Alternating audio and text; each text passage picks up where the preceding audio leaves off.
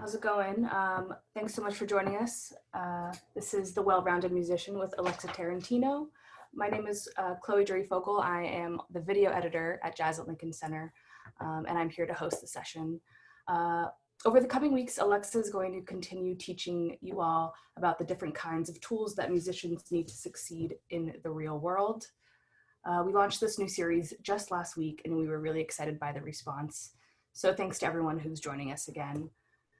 Tonight's episode is about creating your own jazz community, and Alexa will go over some important topics such as networking, communication skills, working databases, and public speaking.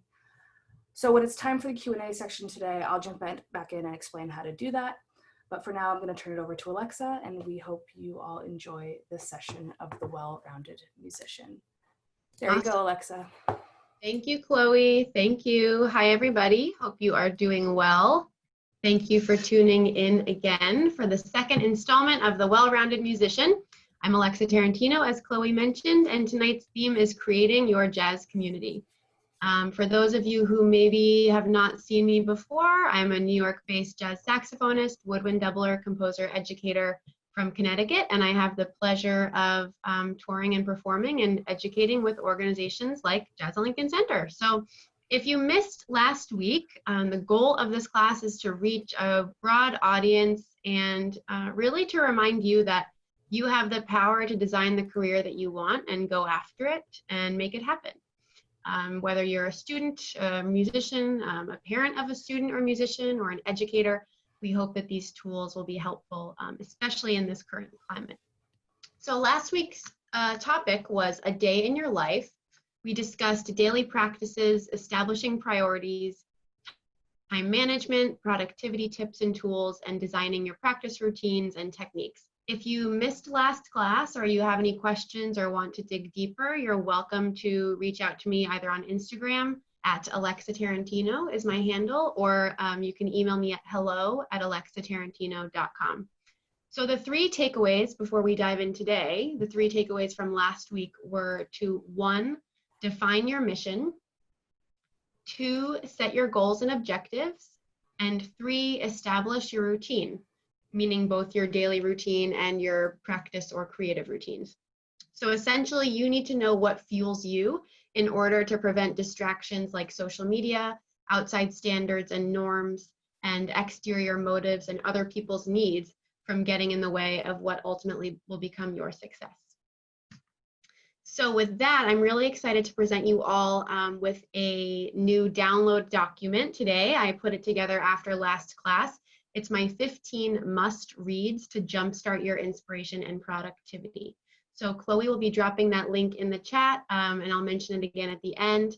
Hope that's helpful to any of you looking for some new reading material. Let's dig in to creating your jazz community. So I encourage you to take notes and save your questions for the end. I want to make sure we get to everybody. So this session can apply to fields outside of jazz and music, and I'm going to try to make those parallels whenever I can. And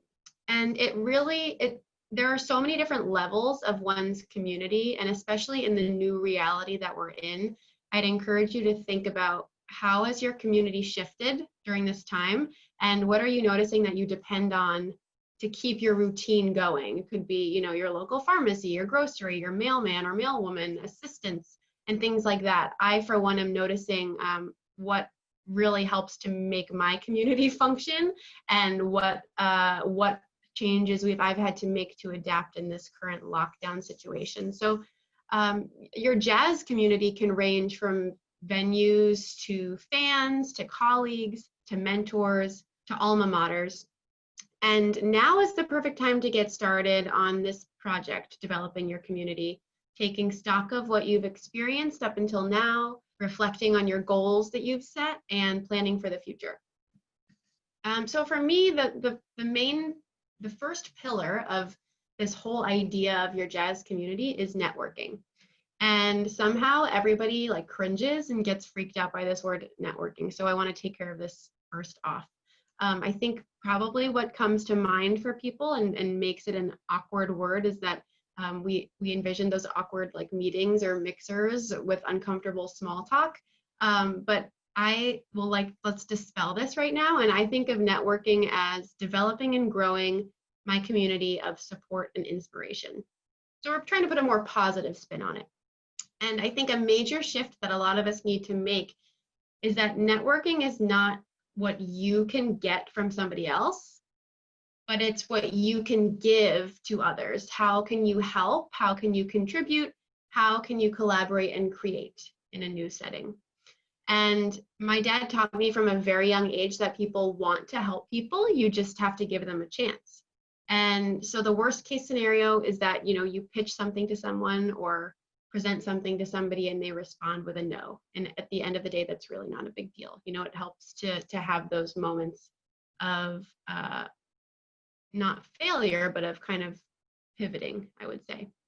So before we determine who is in your network, let's figure out what you aspire to have in your network, who you want in your network. You have to believe that you can build this dream network of yours to make it happen. So I encourage my students to first make a list of your dream collaborations.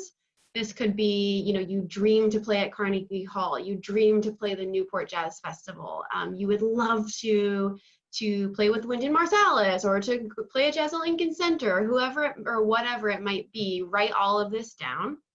And that's phase one of your community, your dream community. And then make a list of your essential community, the people in your world that you can't live without, that make you so happy, inspire you to be a better person, whoever brings you joy and that inspiration. It could be mentors, it could be family, it could be colleagues, or even, role models. So we've got our dream community, we've got our essential community. And now we're going to do like an exhaustive dump sort of everything in our community, in our worldview, whether you're connected with these people or not. So you want to list out almost every possible connection that you could have, from family and friends, colleagues, any private students you might have, mentors, teachers. Perhaps you already have built an audience or a fan base, and maybe you already have some supporters or sponsors or donors if you're a musician. Another tier of this would be organizations that you're involved with. Maybe you dream of representing a particular instrument brand as an organization, like a Yamaha artist or a Van Doren artist. Maybe there are some organizations in your field that are grant organizations or award giving organizations. Things that come to mind for jazz would be maybe the Grammy Foundation or the Young Arts Organization for emerging artists. So whatever field you might be in, if it's not jazz or music, I know there must be a parallel there. And there are also, regional, national, global organizations that you could be a member of. For jazz, there's the Jazz Education Network. For saxophone, there's the North American Saxophone Alliance, which goes by NASA, which is hilarious, but it's not that NASA. So just keep that in mind as you're contacting people. And there might even be some brands or organizations that you are a customer of, that you're, a fan of. It could be apparel. It could be like if you have a beverage that you drink all day long. This makes me think of my friend Jeffrey Miller, who's a trombonist. Some of you may have seen him on some Jazz at Lincoln Center live streams. And I didn't think I was going to mention him. I hope this is okay, but he always drinks essential water. And he always has this bottle of essential water with him. I think it's like pH balanced or something.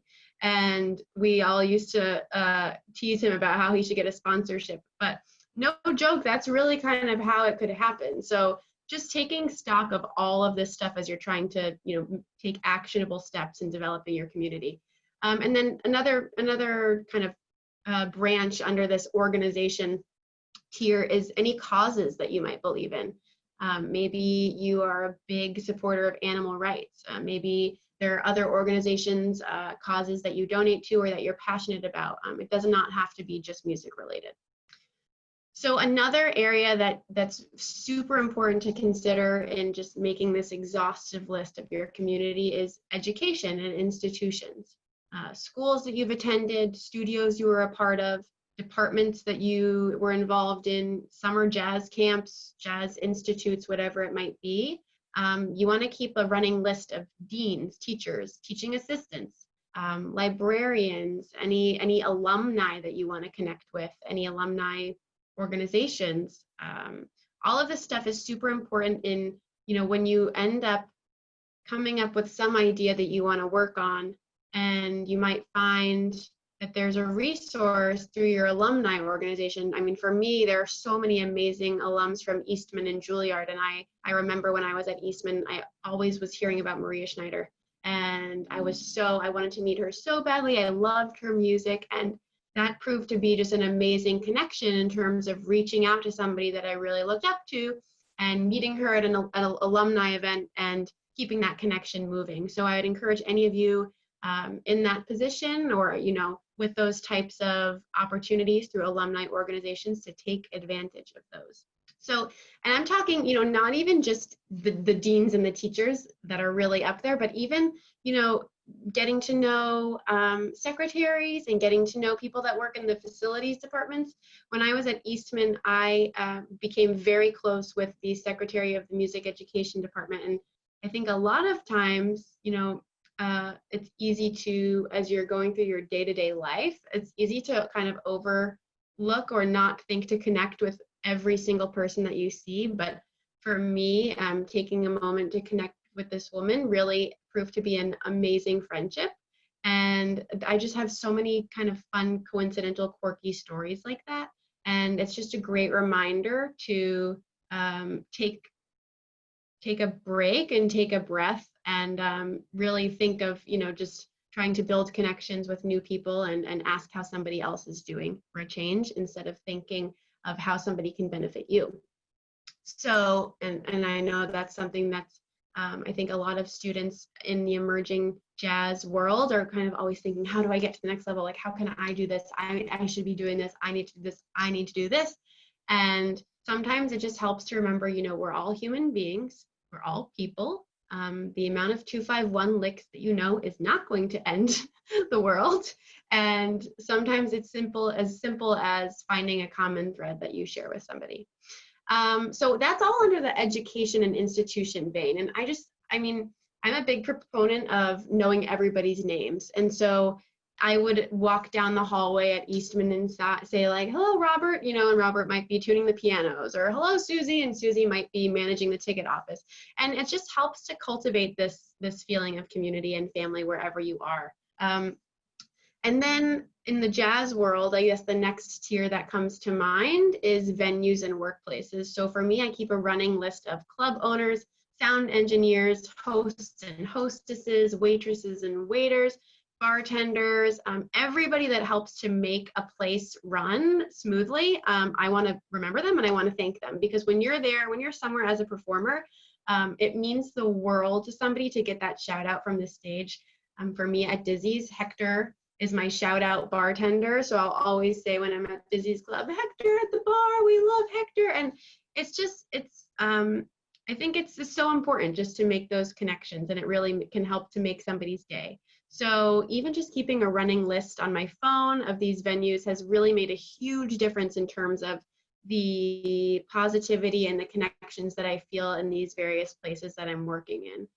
As a freelance jazz musician, you don't always get to work in the same place every week, day, or month, maybe even year. So to be able to keep track of who's who and what's what really helps to deepen your relationships, instead of having the same old surface level conversation that we have day in and day out. Hey, I'm Alexa. Hey, I'm so-and-so. Nice to see you. It's been a while, blah, blah, blah. What are you up to? Instead of having that surface level conversation every, couple months when we visit a club, it makes such a huge difference to be able to say, hey, Hector, how's your dog? I remember when you adopted her. She looks so cute. How's she doing? How's everything? I know you were working on, making a new record, whatever it is. So that's a big one, is people that work at venues and in your workplace. And then another element of this whole, ecosystem is events and festivals. So for jazz, it would be like promoters and media people and radio outlets and people working at major organizations and nonprofits and known jazz foundations, things like that. It's just good if you can take the time to build this database and take stock of all of those different people. It will definitely come in handy. So now that we've got that whole exhaustive list out of the way, now we want to make edits to our dream community and to our essential community. You know, anything that came up, anything that popped up, tweak it and just really like imagine that you are J-Lo hopping on a private jet. Who are you going to put on that private jet? Okay. And I know that if it was really like if I was really at the top of my dreams, I would be able to bring like my repairman. I would be able to bring a personal chef, maybe a trainer, maybe a copyist. Like the sky is the limit. Okay, this is supposed to be a fun exercise. So pretend you're J-Lo or A-Rod or whoever you want to be, and who's going to be on like your private jet essential team. And I'm still looking to fill those personal chefs and trainer spots, by the way, anybody. So I'll take recommendations. So then the most important thing after all of this is to make a list of your board of directors, your personal board of directors. And I can't emphasize this enough.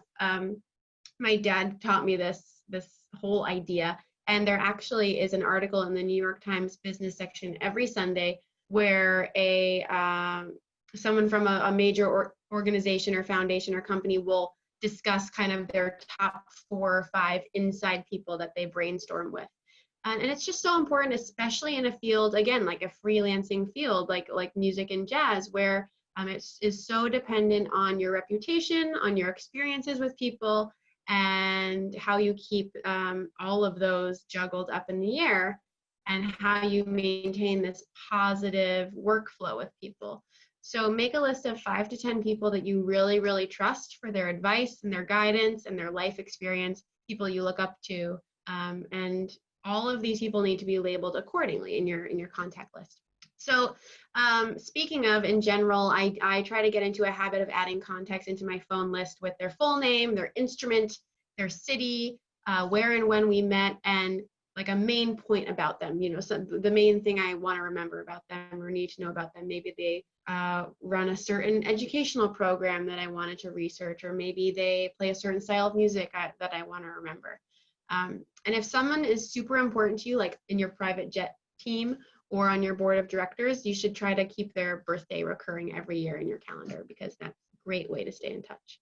Okay, so now we've got the dream network, the dream community, we've got the essential community, we've got the board of directors, and then we've got that whole database of all of those different things we delved into, like education institutions and organizations, etc. So that's the networking pillar for tonight. I hope you're doing okay so far. Now we are into the database pillar. So this is pillar 2 out of 3. You're doing great. So it's important that we keep all of this information organized in a spreadsheet. There's so much technology out there. I use Google Sheets, and I keep a tab for, you know, the goal community, a tab for the essential, board of directors, and so on. So in the community, you know, in that larger community tab, I'll keep, you know, notes as specific as like phonetic spelling of people's names. Like I mentioned, the birthday. I also try to write down people's spouses' names or kids or pet names. Even if somebody's like a big fan of their cat, I'll write down the cat name, because this helps in conversation. I'm allergic to cats, but hey, we got to cut people some slack, you know? So this might seem a little bit overzealous, but it's helped me out so many times, like I said, to develop true relationships with people rather than just experiencing that same surface level catch-up interaction every time. And I know you all know what I'm talking about. One thing to learn from a development officer perspective, especially for your board of directors, is to keep note of when you were last in contact with people and how. So if you went out to lunch with somebody last August, put that in the tab in the spreadsheet. And if you haven't been in touch with them since, it's time for a check-in. Did you send somebody a note on their birthday, but maybe it's time to check back in? So it really helps you to cultivate relationships over time. It might feel slimy, but it's not. It shows that you care. But you can easily cross the boundary into slimy if you are using all of this just as a way to continually ask people for things.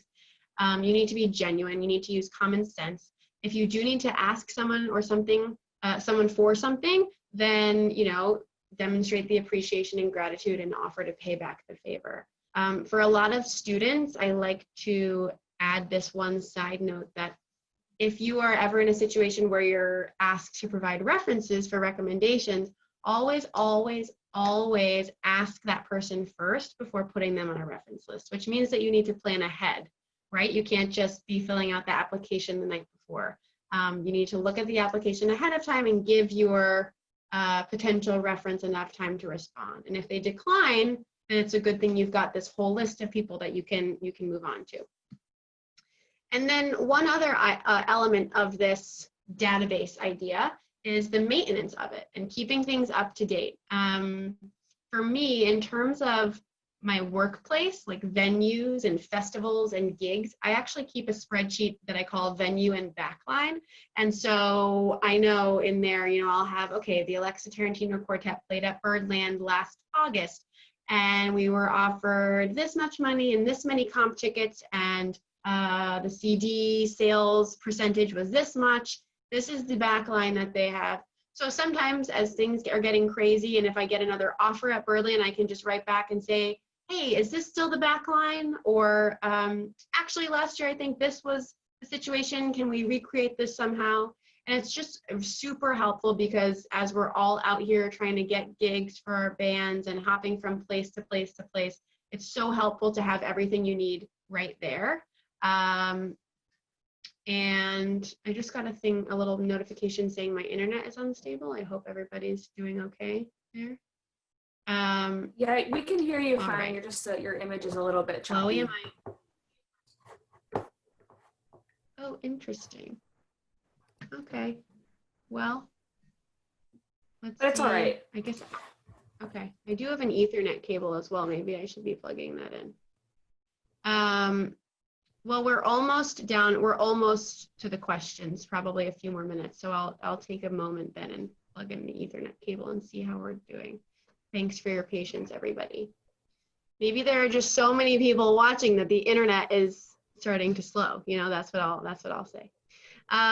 Okay, so where was I? Yes, okay, so I keep these spreadsheets of venue, backline, whatever it might be. You know, the piano usually gets tuned before or after. We eat dinner before or in between sets. All of this stuff is just so helpful for people bouncing from venue to venue. You know, maybe you don't play at Dizzy's every week, you're there every few months or every year, and you just want to be reminded of what your offer was. So, and for musicians who are still in school, students that are applying for programs or competitions, awards, grants, and all that stuff, it's another great opportunity to keep a tab of what's going on. And then you can actually set Google alerts for yourself to be alerted when, you know, when that organization's name pops up, or maybe a keyword like, let's say like next gen application date or something like that. And then you'll likely get an email to alert you when they've come up with their new application date windows. So you can keep updating. You can be the first one to apply to all of these programs. So the next pillar after networking and databases is methods of communication. For me, I was raised on handwritten thank you notes. They are one of the best lessons I learned from my family. They made us write thank you notes for literally everything. Definitely had a lot of cramps in my hand from all of those thank you notes, but it honestly has totally paid off in the long run. And a fun story, a little fun anecdote is I think I was in 5th or 6th grade maybe, and I had a emergency repair needed on my saxophone before a concert. And I rushed my saxophone down to Tom at the repair shop in West Hartford, and I was like, I don't know what to do. You know, I have a concert tonight or something. And he fixed it in time, and I mailed him a little thank you note with a drawing or something because I was little. And that thank you note stayed up on his board until they closed the shop like a year ago. So it stayed up for 15 years or 20 years or something like that. 15 years. And it's just so funny how that resonates with people. And I think it's because we've gone so digital that the reminder of, you know, snail mail and thank you notes and a personal phone call really makes a huge difference in someone's day.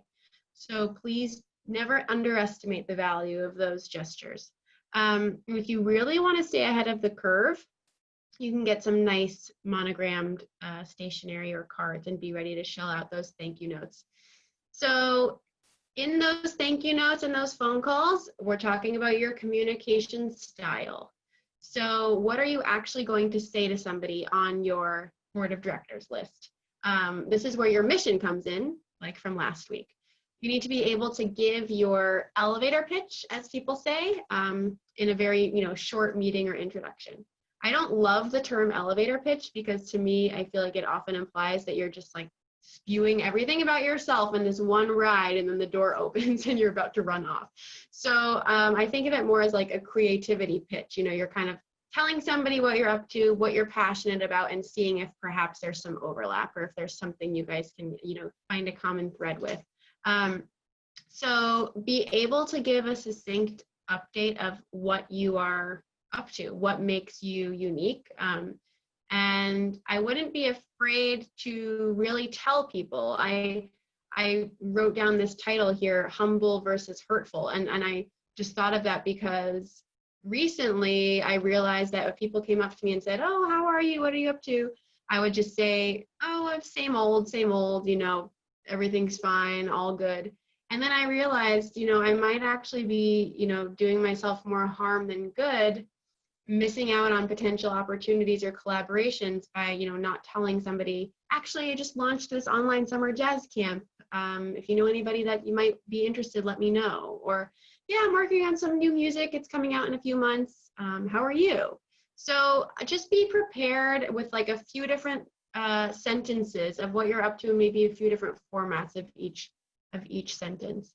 And if you have a general way of articulating your mission, I would just say, always remember to bring it back to asking about the other person, because we've all been in those situations where someone's maybe talking only about themselves and not quite listening.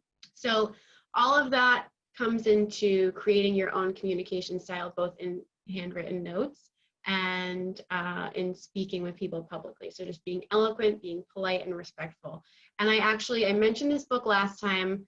I know Chloe's like ready with this book information, Unsubscribe. This is the third time that I've mentioned it, and I should probably sponsor this book now, but it's a great way to study general email etiquette and just making sure, you don't want to be the person that responds like to a very important email in all lowercase or, not many spaces, not great punctuation, and or just responding with like one single fire emoji.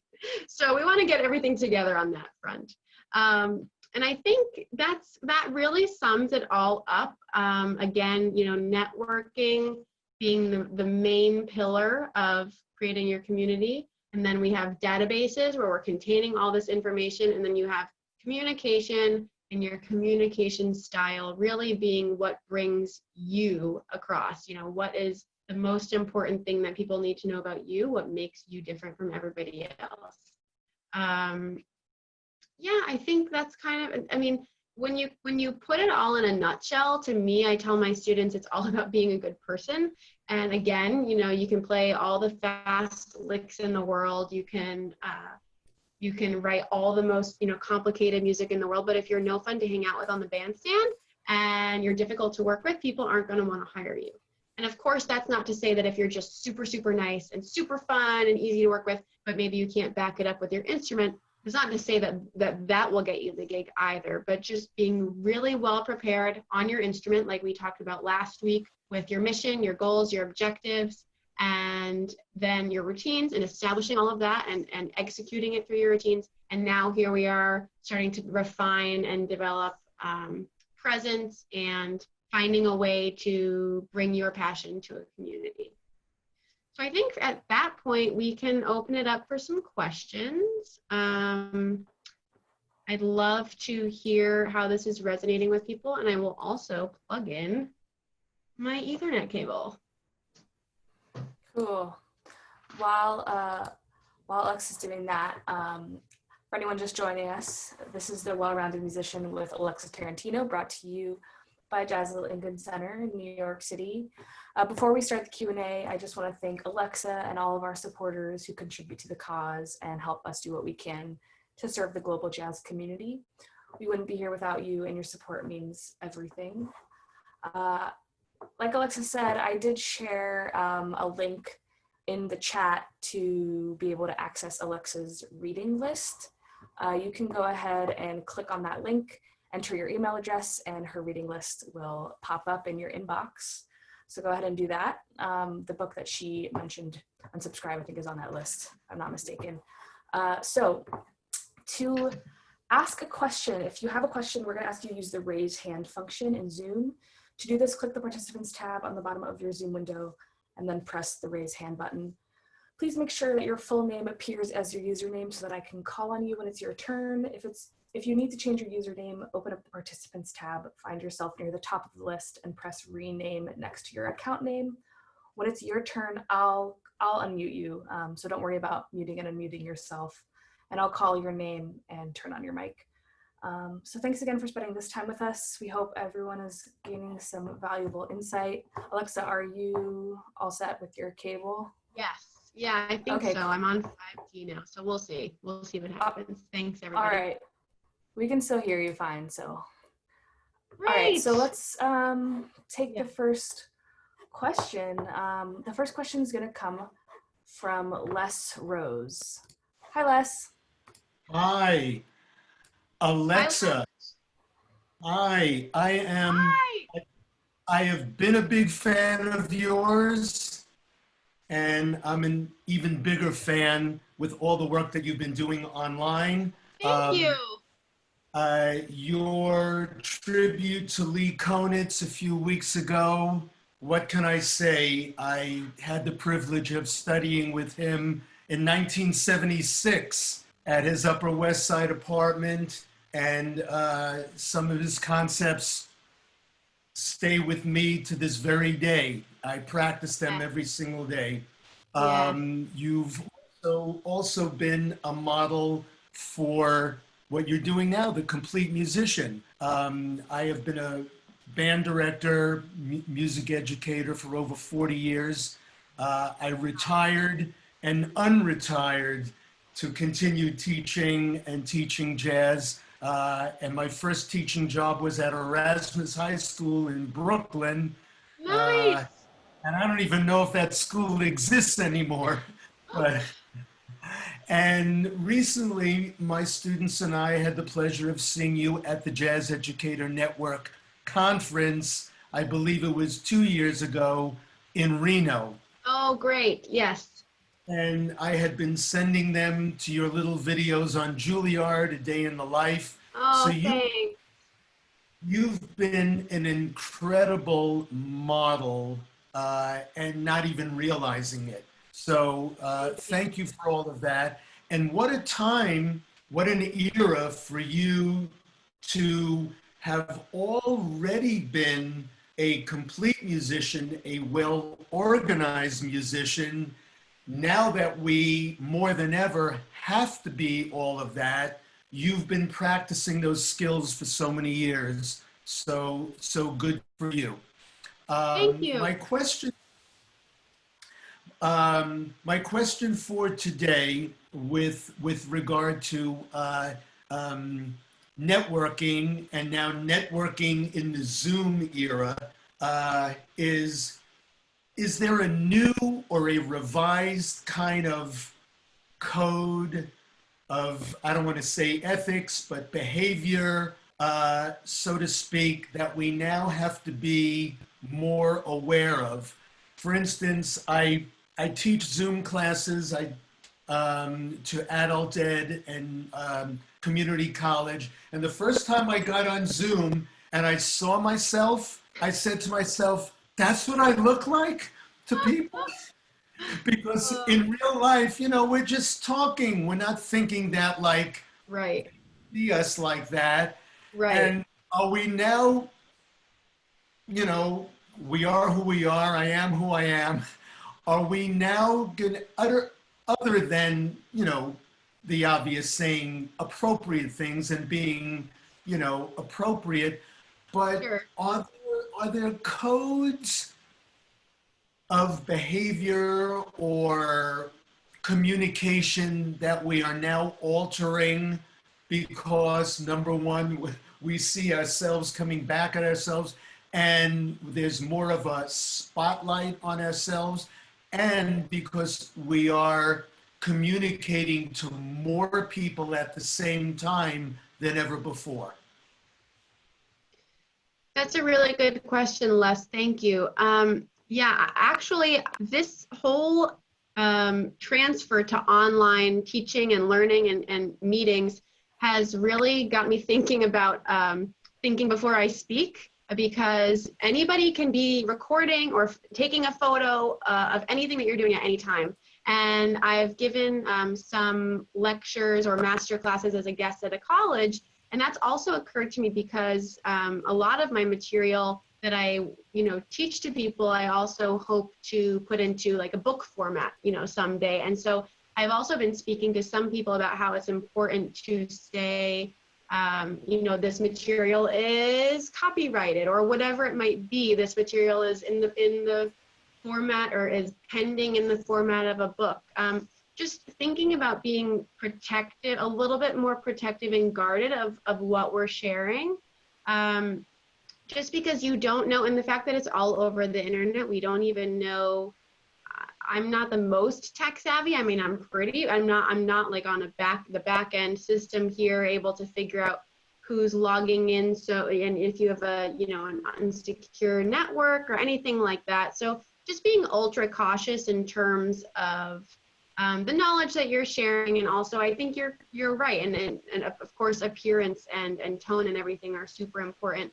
One just little thing that I've noticed that has helped me a lot, and it might be more with FaceTime than it is with Zoom, but I noticed that with some of these programs, if you start talking while someone is talking, something gets like offset, something gets muted. So this has really trained me to wait completely until somebody has stopped talking. So then it just makes it a lot easier to then add in my point. Which hopefully will only help us when we are able to reunite in real life. But yeah, I think aside from that, it's trying to keep things succinct, and in terms of online teaching, it requires me to really, really, really prepare my points with a student beforehand.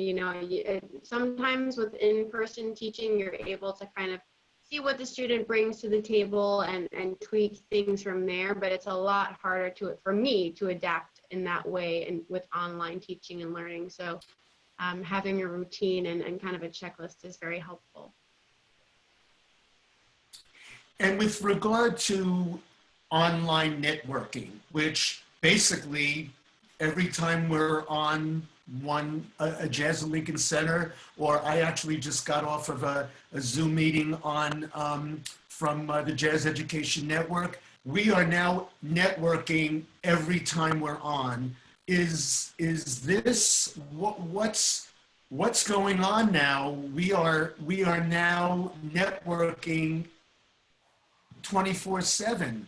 Right. What say you about that? Right. Yeah. Then thank you for directing back to the networking. I mean, for me, it's yes. It's funny. I've been on some of these mass calls and I've scrolled through just to see who's on, and you see some people are, the camera's at their feet or maybe, at the wall, and it's kind of like, what's going on over there? So it is really important. Unfortunately, it is really important now that we all make sure that we've got our setup here and that we look the way that we would want to present ourselves, in person, because once it's online, we can't take it off. And so whoever is moderating, the Jazz Education Network chat, that can be your first impression with somebody. And unfortunately, that could make a difference, in the future, depending on what it was. So just being ultra careful is, I guess, where we are. Thank you. Thank you, Les.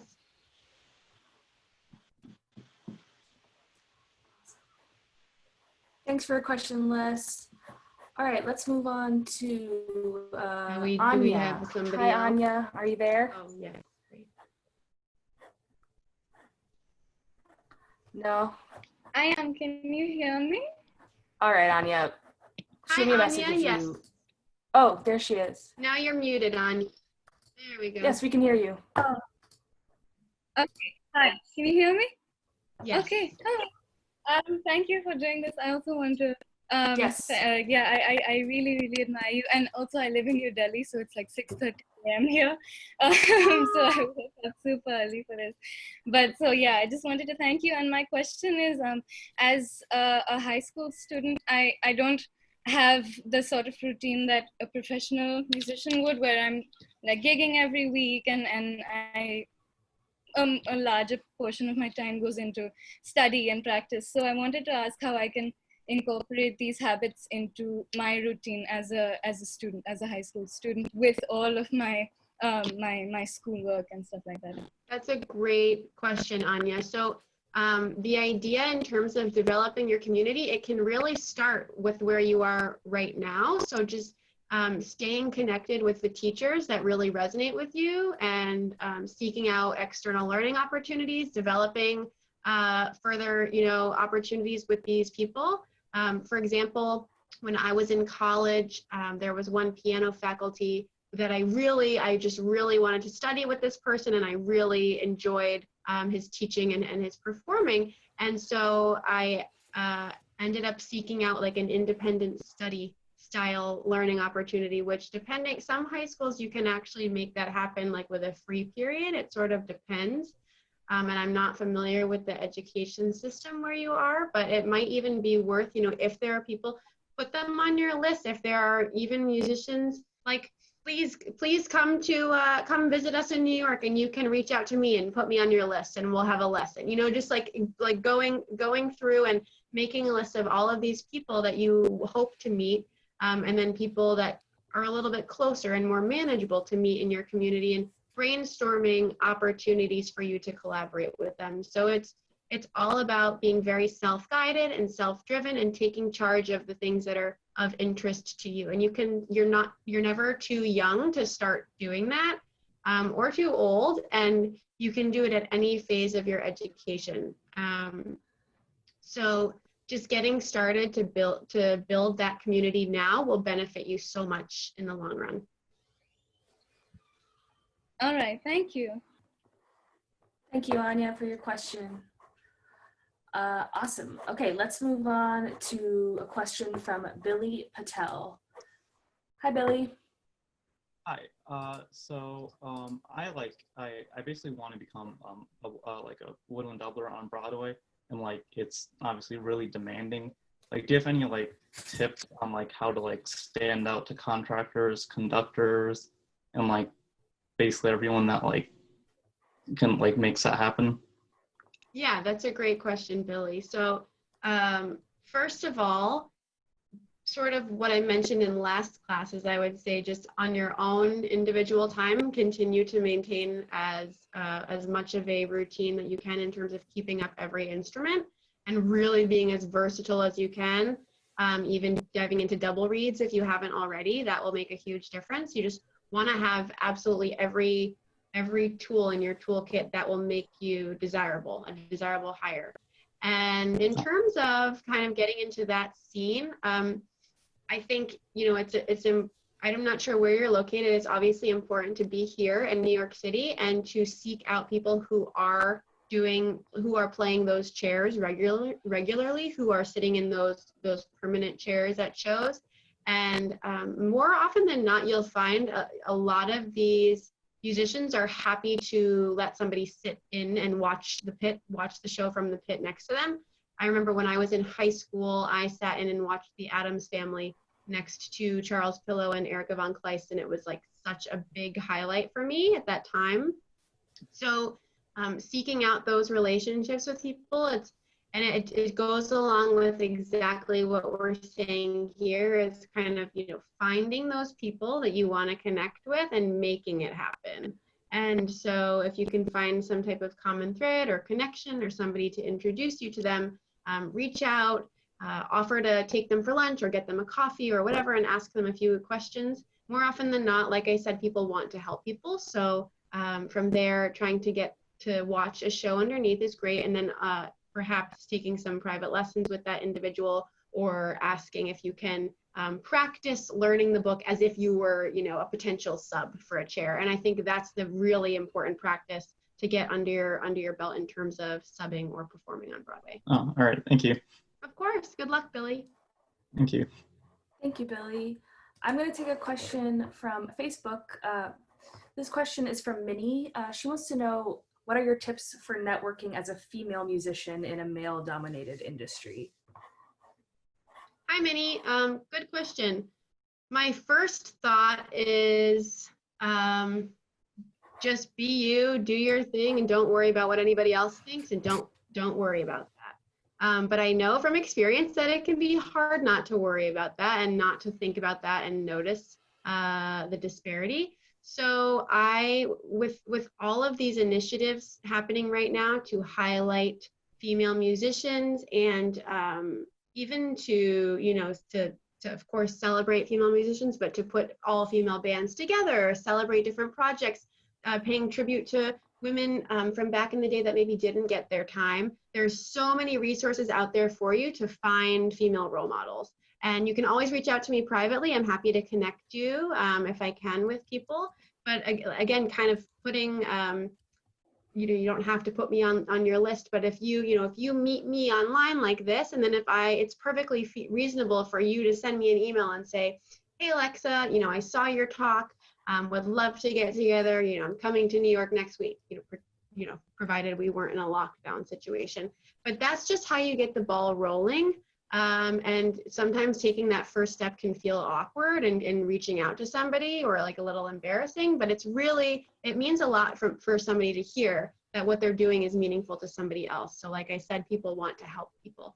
And this is not, limited to seeking out female role models at all, but I do think it's important for young female jazz musicians to have role models that they can look at and say, hey, she's doing that, I can do that too. And so that's a big part of my mission, is to make sure that young women see women playing and performing in bands and on the road. And so for you, I would say, make a list of all of the musicians that inspire you, male or female, and then see, okay, is this person, can I connect with this person somehow? Do we have any mutual connections?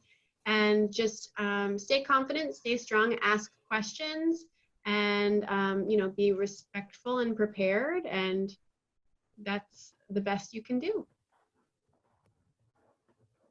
Amazing. Thank you for your question, Minnie, and thanks for watching us on Facebook.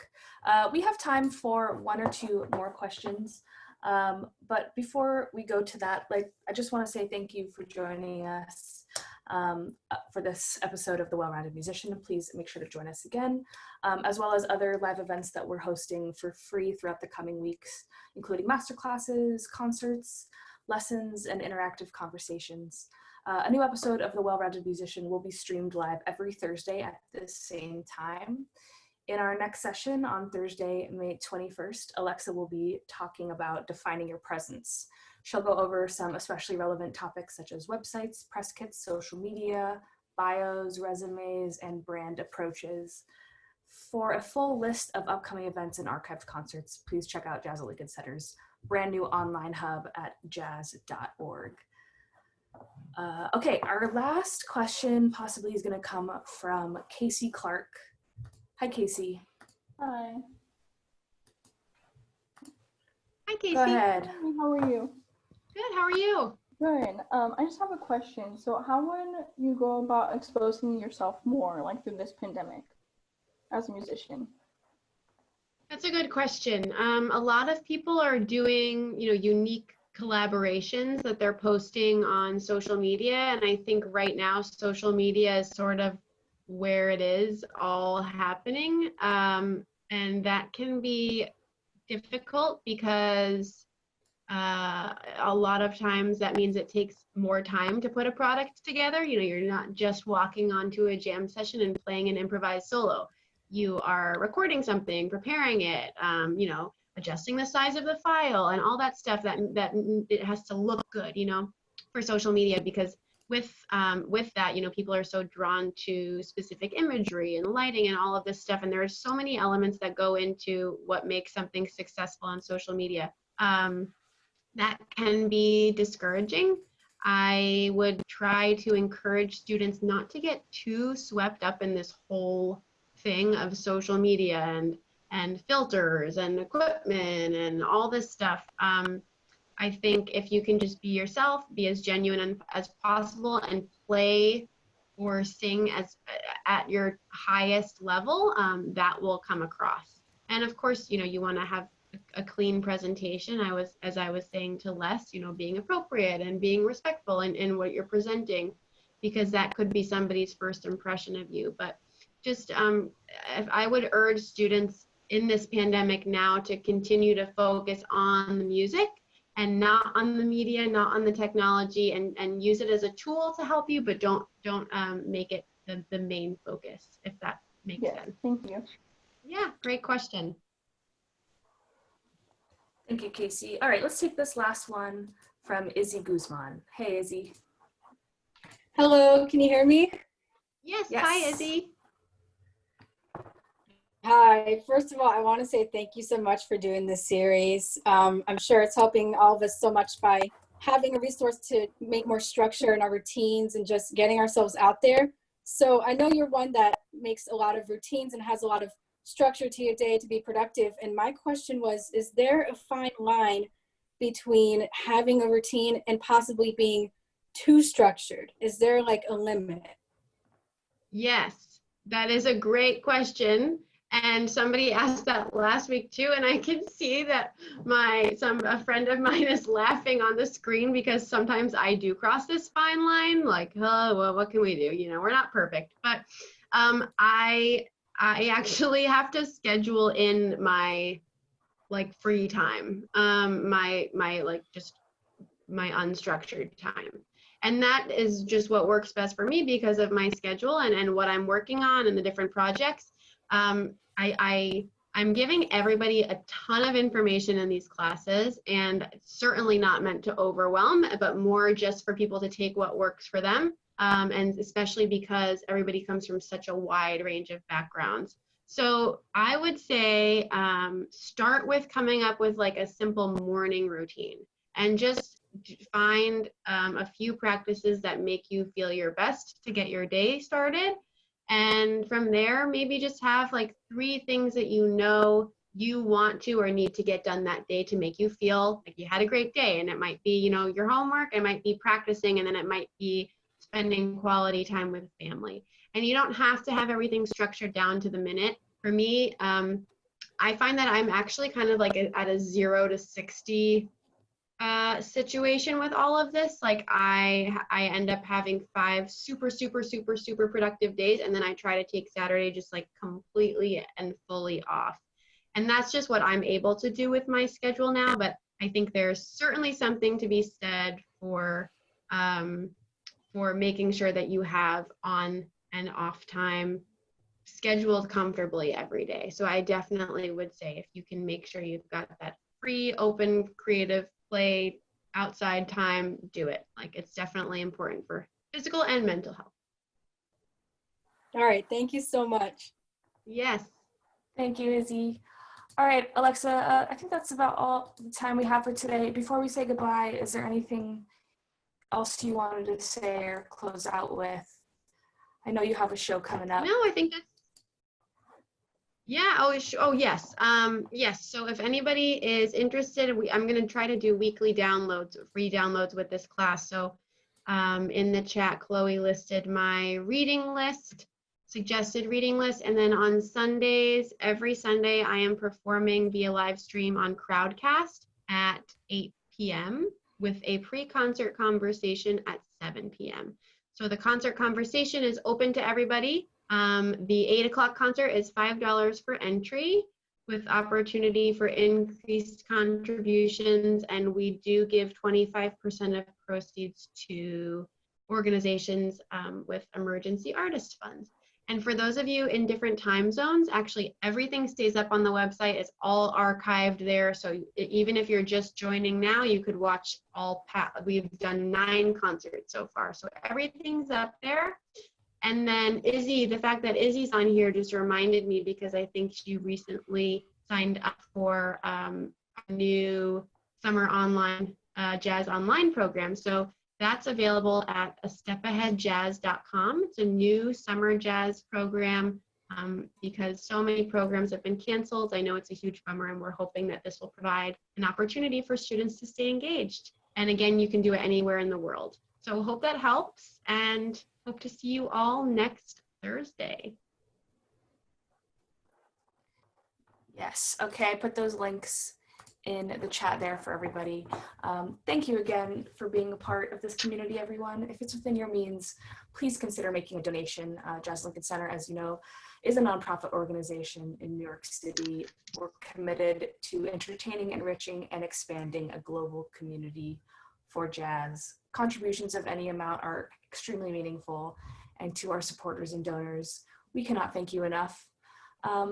If you want to learn more and take part in some more classes, please feel free to follow us on social media by searching for Jazz at Lincoln Center on Facebook, or follow us on Instagram and Twitter at jazz.org. That's jazz.org spelled out D-O-T. So I just want to say thank you to Alexa, and thanks to everyone for joining, and we'll see you next time.